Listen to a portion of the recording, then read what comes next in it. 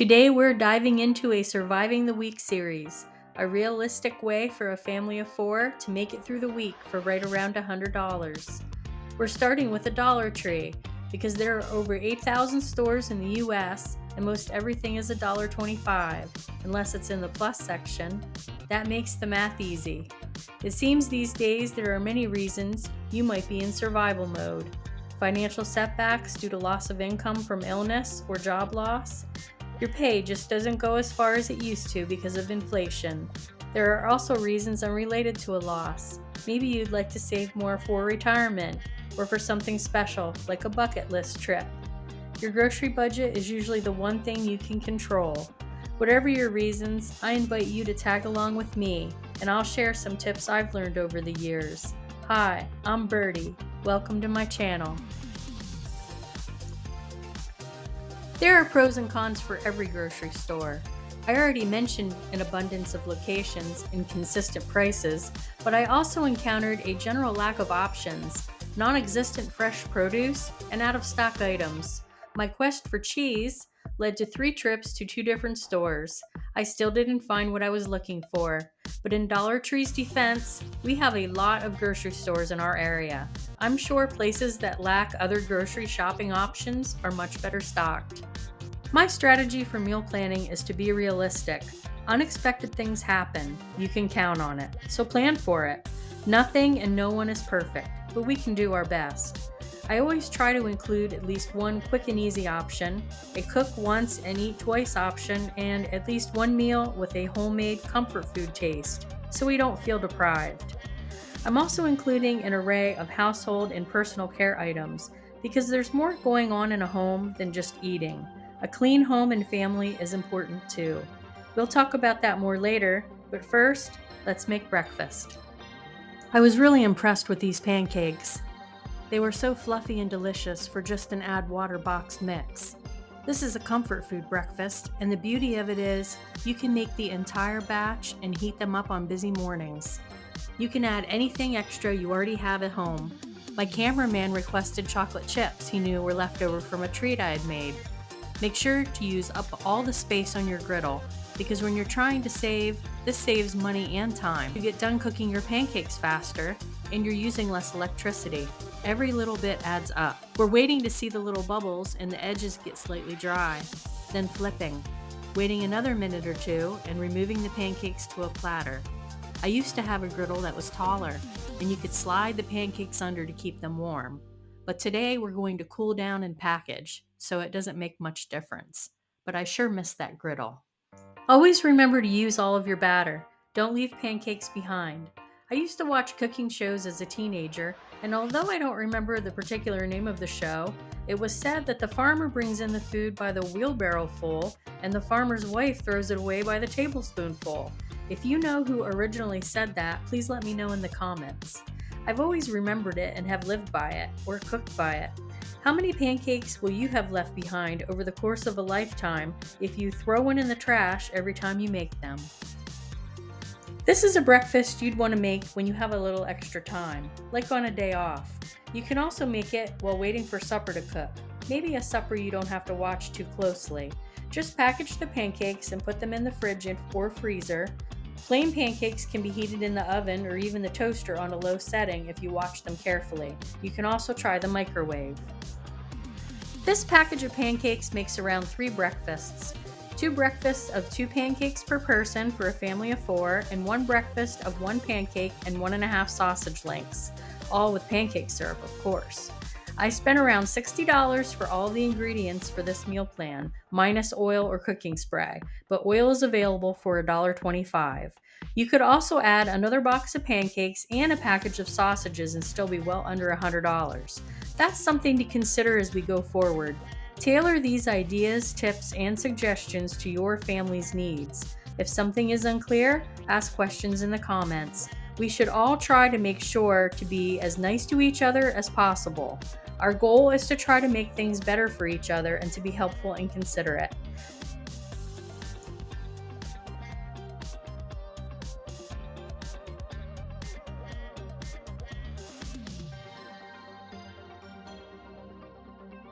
For beverages for the week, I chose tea. refreshing iced or comforting hot, with sugar or without. My Dollar Tree did not have the shelf-stable milk available, but I would search this out for younger children. For a super quick, have-to-get-out-the-door option, I chose these breakfast biscuits. There are 2 in each pack, and they seemed less artificial and also less messy than some of the other options. So that's 4 breakfasts down. The other 3 are peanut butter toast with or without jelly.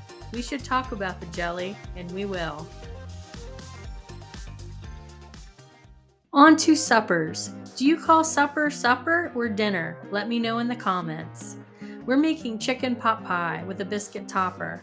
It has that homemade taste, but is still quick and easy. I'm not a fan of canned mixed vegetables, but they do in a pinch. You can swap out the cream soup in this recipe. I'm using cream of chicken. Cream of mushroom or celery would work too. Spray your casserole dish with cooking spray. I'm using an 8x8. Dump in your veggies, 2 cans of chicken, and your cream of soup choice. Add a half a can of water and stir it up until everything is well distributed.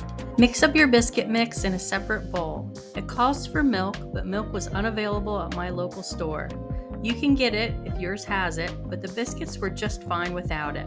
What are some ways we can see to it that our families don't feel deprived during lean times, or lean times by choice, like sacrificing groceries for some other savings goal? You can make comfort food dishes like this, or try to make things fun, like serving a meal picnic style outdoors or on a blanket on the floor. For strange to you dishes, maybe learn about the culture behind the food with a YouTube video or a library book. You could also learn about and discuss the health benefits if you make beans and rice and are used to only meat-centered dishes. You can let your family know this is a temporary situation, or you can bypass the attitude of lack altogether and be grateful for and act positive about what you do have. If you notice your family takes on the attitude of the head or heads of your household, then it would be to your advantage to set a good example. These are difficult things to talk about, as everyone and every family is different, but in my experience, a positive attitude always wins over a negative one. Bake at 400 for 15 minutes or until the biscuits are golden and your pot pie is hot.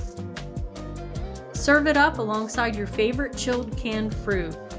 The fruit lightens up this rich meal and helps make up for the lack of produce in this week's menu plan.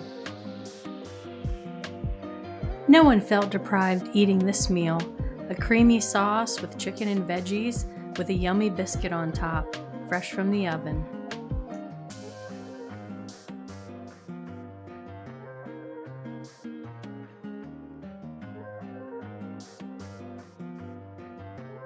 Next, we have another quick supper.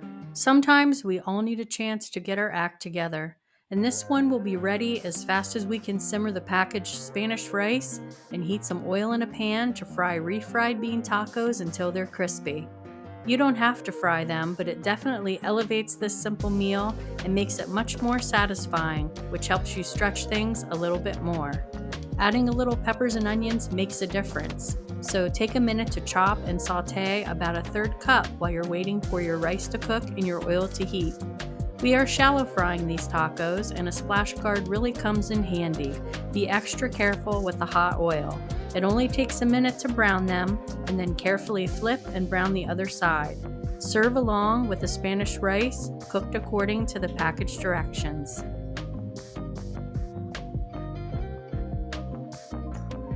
Remember, for more permanent reduced income situations, you can seek help with SNAP benefits or programs like WIC. Even if you have a temporary situation, you can reach out to a church or other local food pantries.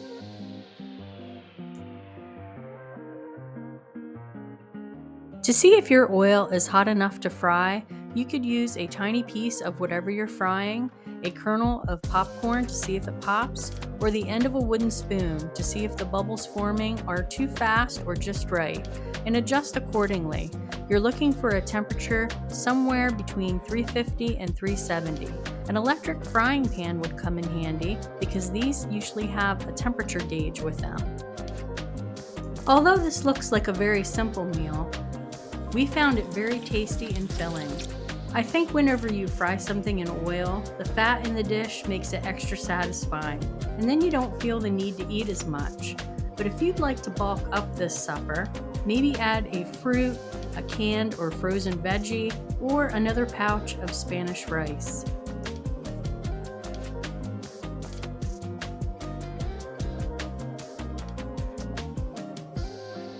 Supper meals number 3 and 4 are spaghetti with sauce, Parmesan cheese, and garlic toast. Another easy meal with plenty of leftovers. If you would like garlic toast to go with your meal of leftovers, go ahead and buy 2 boxes. There are only 4 slices per box. I'm keeping a tally of extras and we're still well under $100. I'm not showing much meal prep here. Just heat your sauce, boil your spaghetti, drain and serve with garlic toast heated in the oven.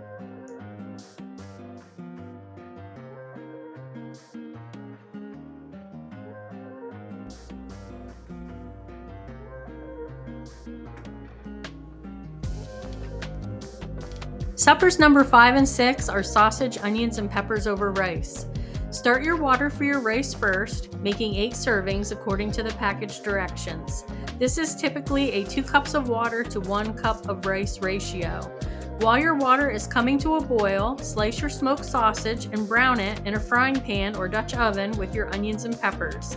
Season with a half to a whole packet of chili seasoning.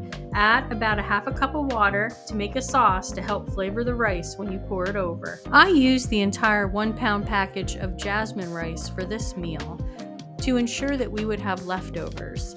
The general rule though is for 8 people, family of 4 times 2, use 2 cups of uncooked rice, which makes about 6 cups of cooked rice.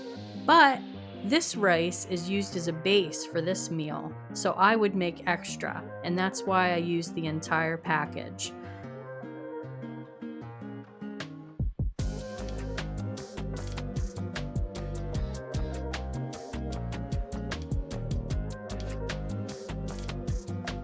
Supper number 7 is the most time-consuming, and it is also the makings of many lunches for the week, which is why I'm showing it here last, adjacent to the lunches.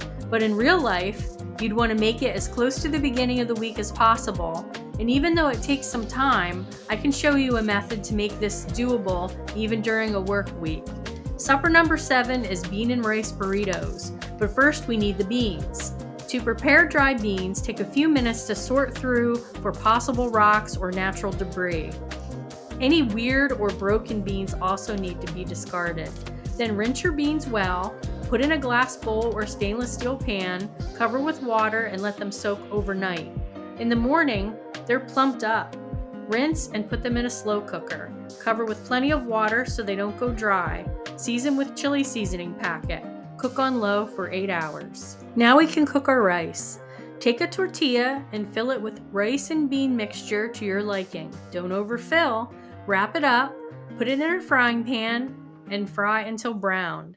This is where I wish I had found some cheese. It really would have made this better. With cheese, the tally is up to $67.50, but these were surprisingly good without it. Now on to lunches. Use the rest of the beans and rice to make bean and rice bowls for 4 for 5 of the lunches. Serve with corn chips.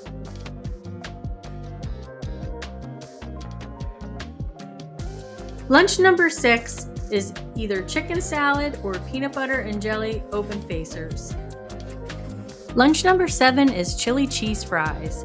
Heat your chili on top of the stove and your fries in the oven. Put your cheese sauce in a microwave-safe dish, and that can be done in the microwave or on top of the stove in a small pan. Top fries with chili and cheese sauce. Something different and snacky for a change of pace. Let's talk about household and personal care items. I chose items I felt were most essential. If I had nothing in my home, what would I buy? Good old TP. Laundry detergent, 6 loads of Tide to at least get you through the week. Dish liquid for clean dishes, and an all-purpose cleaner to clean bathroom and kitchen areas. Personal care items so everyone could be clean, fresh, and ready for the week. 2 bars of soap, toothpaste, deodorant, razors, a feminine hygiene product. The shampoo and conditioner can have dual uses. When we had 6 people here washing lots of hands, I'd buy cheap but pleasant smelling shampoo to stand in for hand soap. Of course, do your own research, but but we all survived this decision. Conditioner can also be used as a shaving lotion. Again, do your own research, but this worked for me. Be sure to check out my next video in the Surviving the Week series. We'll be shopping at Walmart, and I'll show you how to accomplish feeding and taking care of your family realistically for right around a $100 budget. We'll be making Pennsylvania Dutch ham pot pie, fried potatoes and sausage gravy, even cooking outside because nice weather is right around the corner. I hope this video has helped you get out of a tough spot, or at least has given you some new ideas you haven't considered to help you get ahead.